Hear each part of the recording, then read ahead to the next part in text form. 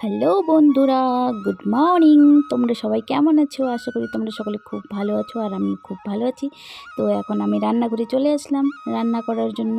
তোমরা দেখতেই পাচ্ছ রান্নাঘরে ঢুকে পড়েছি। আর এখন আমি আলুর ঝোল তরকারি বসিয়ে দিয়েছি। তোমরা দেখতে পাচ্ছ এটা আলুটা আমার সিদ্ধ হয়ে আসছে। আর এটা হচ্ছে কি তিতা শাক। তোমরা যারা গ্রামে থাকো তোমরা অবশ্যই চিনবে। আর তার সাথে আছে কলমি শাক। তো এটা দুটাই আজকে আমি ভাজা বানাবো, তো তোমরা দেখতে থাকো। আর এখন আমি কলমি শাকটা উনানে বসিয়ে দিয়েছি, দেখতেই পাচ্ছ তোমরা। অনেকটা জল বাড়াই গেছে কলমি শাকগুলো থেকে।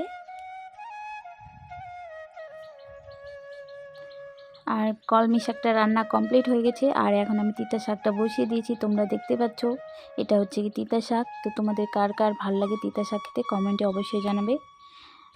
আর এখানে আমার রান্না কমপ্লিট। এটা হচ্ছে কলমি শাক ভাজা,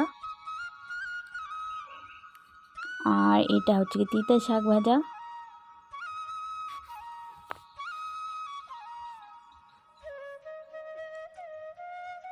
আর তার সাথে আছে আলুর ঝোল, দেখতেই পাচ্ছ তোমরা। তো বন্ধুরা, আমার ভিডিওটা তোমাদের কার কার ভাল লাগে কমেন্টে অবশ্যই জানাবে। তো আজকের মতো আমি এখানেই আমার ব্লগটা শেষ করলাম। তো নেক্সট ভিডিওতে আবার তোমাদের সাথে দেখা হচ্ছে। তো এখনকার মতো টাটা।